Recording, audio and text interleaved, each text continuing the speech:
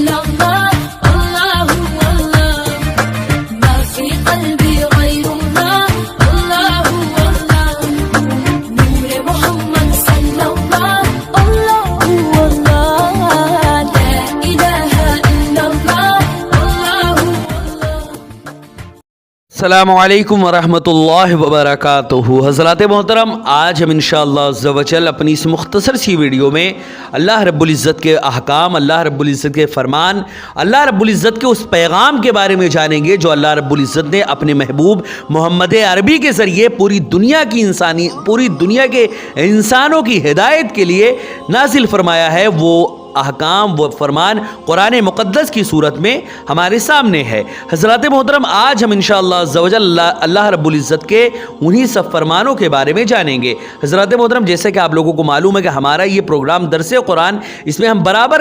اللہ کے فرمان کے بارے میں جانتے رہتے ہیں۔ آج بھی مزید ہم اللہ رب العزت کے فرمان اور اس کے احکام کے بارے میں ہم جانیں گے۔ حضرات محترم،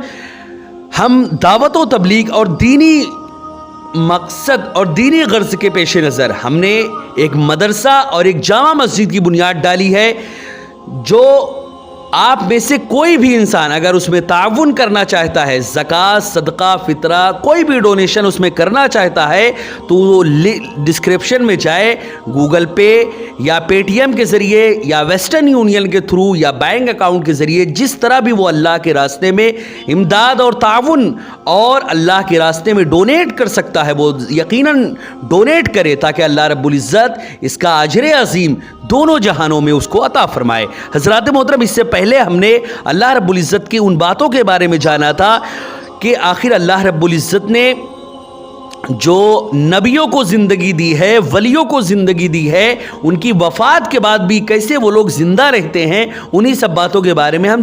جانا تھا۔ آج ہم انشاءاللہ عز و جل اس کے آگے جانیں گے کہ آخر اللہ رب العزت نے اس کے آگے ہم سے کیا فرمایا۔ حضرات محترم، اللہ رب العزت نے قرآن مقدس میں ارشاد فرمایا، ان فی خلق السماوات والارض واختلاف اللیل والنہار والفلک التی تجری فی البحر بما ينفع الناس وما انزل اللہ من السماء من ماء فاحیا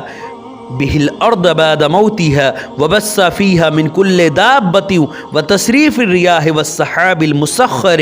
بين السماء والارض لآيات لقوم يعقلون۔ حضرات محترم، اس میں اللہ رب العزت نے ارشاد فرمایا، بے شک آسمانوں اور زمینوں کی تخلیق میں اور رات دن کی گردش میں اور ان جہازوں اور کشتیوں میں جو سمندروں میں لوگوں کو نفع پہنچانے والی چیزیں اٹھا کر چلتی ہے، اور اس بارش کے پانی میں جسے اللہ آسمان کی طرف سے اتارتا ہے، پھر اس کے ذریعے زمین کو مردہ ہونے جانے کے بعد وہ پھر سے زندہ کرتا ہے، وہ زمین جس میں اس نے ہر قسم کے جانور پھیلا دیے ہیں، اور ہواؤں کے رخ بدلنے میں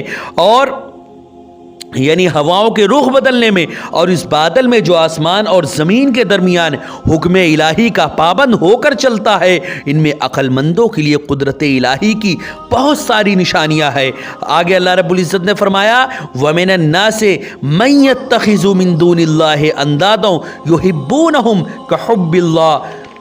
والذین آمنوا اشد حبا للہ ولو یری الذین ظلموا اذ یرون العذاب ان القوة للہ جميعا وان اللہ شدید العذاب۔ حضرات محترم، اس میں اللہ رب العزت نے فرمایا، اور لوگوں میں بعض ایسے بھی ہیں جو اللہ کے غیروں کو اللہ کا شریک ٹھہراتے ہیں، اور ان سے یعنی اللہ کے غیر سے اور اللہ کے جیسے ہی محبت وہ کرتے ہیں، اور جو لوگ ایمان والے ہیں وہ ہر ایک سے بڑھ کر اللہ سے ہی محبت کرتے ہیں۔ اور اگر یہ ظالم لوگ اس وقت کو دیکھ لیں جب اخروی عذاب ان کی آنکھوں کے سامنے ہوگا تو یہ جان لیں گے کہ ساری قوتوں کا مالک یقیناً صرف اور صرف اللہ ہے، اور بے شک اللہ سخت عذاب دینے والا ہے۔ حضرات محترم، آگے اللہ رب العزت نے فرمایا، استبرأ الذین اتبعوا من الذین اتبعوا وراء العذاب وتقطعت بهم الاسباب۔ اور جب وہ پیشوایان کفر جن کی پیروی کی گئی اپنے پیروکاروں سے بیزار ہوں گے، یعنی وہ بت جس کو ان لوگوں نے اپنے ہاتھوں سے بنایا ہے، جب وہ ان کی پرستش سے بیزار ہو جائیں گے اور کہیں گے کہ ہم نے تم کو تھوڑی کہا تھا کہ تم ہماری پوجا کرو، ہمیں معبود بناؤ، تم نے خود سے ہماری پوجا کی تھی۔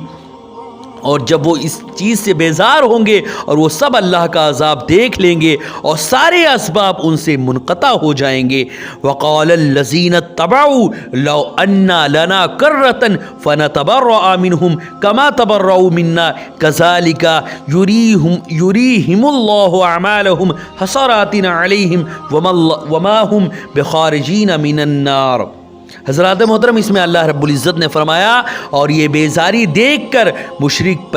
جو ان کے پیروکار کہیں گے کاش ہمیں دنیا میں جانے کا ایک موقع مل جائے تو ہم بھی ان سے بیزاری ظاہر کر دیں جیسے انہوں نے آج ہم سے بیزاری ظاہر کی ہے، یوں اللہ انہیں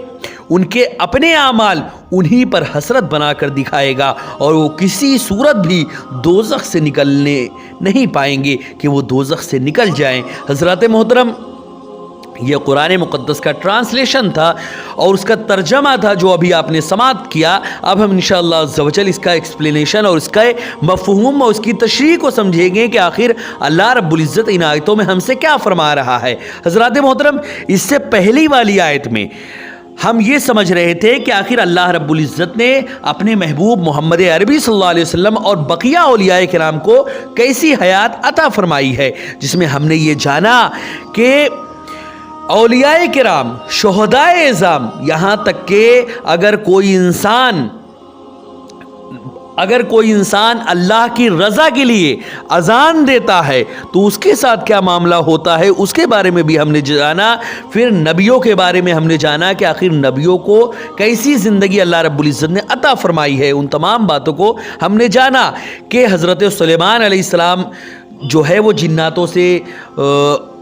بیت المقدس کی تعمیر کروا رہے تھے، وہ تمام واقعہ ہم نے جانا کہ حضرت سلیمان علیہ السلام کا جسم اپنے قیام میں عصا کا محتاج نہیں ہوا اور عصا گرنے کے باوجود آپ کا جسم مبارک وہیں پر قائم رہا۔ ان تمام باتوں کے بارے میں ہم نے جانا کہ انبیاء علیہم السلام زائرین کے سلام کا جواب بھی دیتے ہیں اور جو ان سے دعا کی درخواست کرتے ہیں ان کی شفاعت بھی کرتے ہیں، اپنی قبروں میں وہ نماز بھی پڑھتے ہیں، اللہ تعالیٰ کی ذات اور اس کے صفات کے مشاہدے اور مطالعے میں مستغرق رہتے ہیں اور احوال برزخ پر بھی نظر رکھتے ہیں اور اللہ تعالیٰ کے اذن سے کائنات میں تصرف بھی کرتے ہیں۔ لیکن یہ تمام امور متشابہات میں سے ہے، یہ امور ایسے نہیں ہیں جیسے دنیا میں کسی انسان سے صادر ہوتے ہیں، ان کی کیفیت ہم ایسے عام لوگوں کے دائرہ اور ادراک اور شعور سے خارج ہے۔ احادیث میں بھی انبیاء علیہم السلام کی جسمانی حیات اور ان کے جسمانی تصرفات پر بے شمار دلیلیں موجود ہیں۔ امام مسلم روایت کرتے ہیں کہ حضرت ابن عباس رضی اللہ تعالیٰ عنہما بیان کرتے ہیں کہ رسول اکرم صلی اللہ علیہ وسلم وادی ازرق میں گزرے۔ آپ نے فرمایا یہ کون سی وادی ہے؟ صحابہ نے عرض کیا یہ وادی ازرق ہے۔ آپ نے فرمایا گویا کہ میں حضرت موسیٰ کو دیکھ رہا ہوں،